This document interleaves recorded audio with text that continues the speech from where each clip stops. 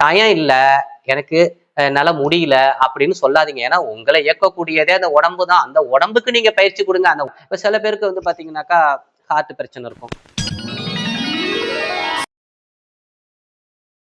சகோதர சகோதரிகளே வணக்கம். இப்ப நம்ம எதை பத்தி உங்களுக்கு இத பார்க்க போறோம் இந்த வீடியோல அப்படின்னா, உடற்பயிற்சி.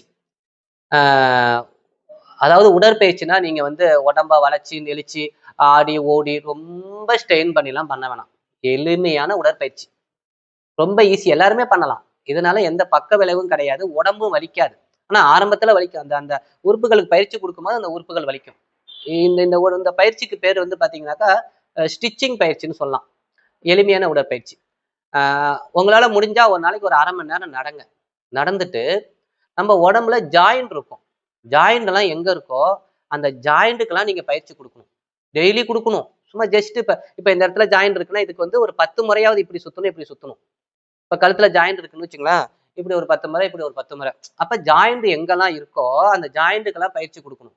அதாவது கழுத்து, அடுத்து ஷோல்டரு, அடுத்து முட்டி, அடுத்து மணிக்கட்டு, அடுத்து இடுப்பு, அடுத்து கால் முட்டி, அடுத்து கா பாதம். அதே மாரி உடம்புல வந்து ஜாயிண்ட் இருக்கு இல்லையா? அந்த ஜாயிண்ட்டுக்கெல்லாம் பயிற்சி குடுத்தோம்னா, நமக்கு உடல் ரீதியான ஒரு வலிமை கிடைக்கும். அந்த எப்படி செய்யறதுங்கிறத நான் விளக்கமா வீடியோல போடுறேன். இத பண்ணும்போது என்ன ஆகும் அப்படின்னு கேட்டீங்கன்னா, உடம்பு வந்து கயிறு மாதிரி இருக்கும். கயிறுனா என்ன? கயிறு மாரி அப்படியே எல்லாத்துக்கும் அப்படியே விரிஞ்சு குடுக்கும். அந்த மாரி சில பயிற்சிகள் நான் உங்களுக்கு சொல்லி தரேன். உடற்பயிற்சி பண்ணும்போது என்ன ஆகும்னு கேட்டீங்கன்னா, உடல்ல உள்ள அந்த உறுப்புகள் இருக்குல்ல, அந்த உறுப்புகள்லாம் வந்து எனர்ஜி ஆகும். உற்சாகமாகும். அப்ப உற்சாகமாகும்போது அந்த உறுப்புகளும் உங்கள உற்சாகமா வச்சுக்கும். அப்ப உடம்புல உள்ள சுரப்பிகள் தூண்டும். சுரப்பிகள் தூண்டும்போது அது அது வேலைய பார்க்கும். இப்ப ஒரு ஒரு ஒரு புள்ள மந்தமா படிக்கிறான். படிப்பே வரமாட்டேங்குது அப்படின்னா, அவனுக்கு வந்து அந்த பிட்ரூட்டி சுரப்பி வந்து சரியா சுரக்கலன்னு அர்த்தம். அந்த அந்த பயிற்சிகள் செய்யும்போது பிட்ரூட்டி சுரப்பி நல்லா சுரக்கும். சுரக்கும்போது அவன் வந்து நல்ல புத்தி கூர்மையான அந்த படிப்பு வரும். புரியுதுங்களா? இப்ப சில பேருக்கு வந்து பார்த்தீங்கன்னாக்கா, ஹார்ட் பிரச்சனை இருக்கும். புரியுதுங்களா? என்னைக்காவது வந்து ஹார்ட்‌டுக்கு பயிற்சி குடுத்துருக்கீங்களா? குடுக்கல. அது மாரி இங்க சில உறுப்புகள் இருக்கு. அந்த உறுப்புகளுக்கு பயிற்சி குடுத்துருக்கோமா? இல்ல.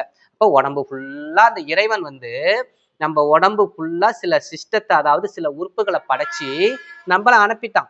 ஓகேங்களா? அதுக்கு என்னைக்காவது பயிற்சி குடுத்தீங்களா? எங்க சாய்ராம் நான் இருக்கிற கஷ்டத்துல, நான் இருக்கிற வேலையில. ஆனா எல்லாம் கரெக்ட்டு. ஆனா நீங்க பண்ணக்கூடிய ஒவ்வொரு வேலைக்கும் உங்களுக்கு ஒத்துழைப்பா இருக்கிறது உடம்புங்கிறத மறந்துடாதீங்க. அந்த உடம்புக்கு தேவையான அருமையான பயிற்சிய ஒரு தனி வீடியோவா நம்ம யூடியூப் சேனல்ல நீங்க பார்க்கலாம். ஓகேங்களா? அத நீங்க பாருங்க. உங்க ஃப்ரெண்டுக்கு ஷேர் பண்ணுங்க. அத பயனடையட்டும். இதுல நீங்க இந்த யூடியூப் சேனல் மூலியமா எனக்கு நெறைய லைக் வரணும், கமெண்ட் வரணும். அதெல்லாம் அடுத்த பட்சம். அது பண்ணுங்க, பண்ணாம போங்க. நீங்க பலனடையறீங்களா? இன்னும் 2 பேருக்கு அனுப்புங்க. ஓகேங்களா? அதுல ஏதாவது கருத்து இருந்தா கமெண்ட் பண்ணுங்க. நான் விளக்கம் சொல்றேன். இல்லன்னா என் வாட்ஸ்அப் நம்பர வாங்கிக்கங்க. அ வாங்கிக்கிட்டு கேளுங்க சொல்றேன். நான் எளிமையான பயிற்சி தான் சொல்லிக் குடுப்பேன். அடுத்து யோக பயிற்சி. ஆசனங்கள்னு சொல்லுவாங்க இல்லையா? எளிமையான ஆசனம். ரொம்பலாம் இல்ல.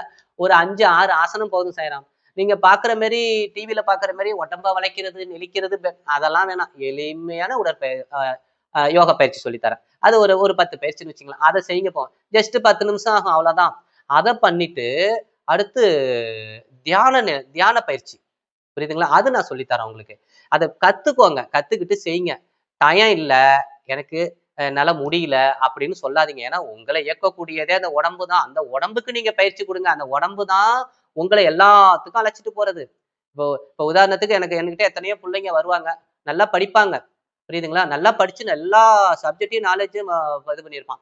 அவனுக்கு அன்னைக்குன்னு பார்த்து உடம்பு முடியாம போயிடும். அவன் சொல்லுவான், "எழுதுனேன் சாய்ராம், என்னால முடியல. நான் விட்டுட்டேன்பான்." 100 மார்க் எடுக்க வேண்டிய பையன் 50, 60 மார்க் எடுத்துருவான். காரணம் என்னன்னா, அங்க உடம்பு சப்போர்ட் பண்ணல. அவன் மூளை சப்போர்ட் பண்ணுது. அப்ப உடம்பு, மூளை, உடல் உறுப்புகள் எல்லாம் செவ்வனே இயங்கணும்னா, எளிமையான உடற்பயிற்சி சொல்லி தரேன். அத பண்ணிக்கலாம். ஓகே சாய்ராம். நன்றி.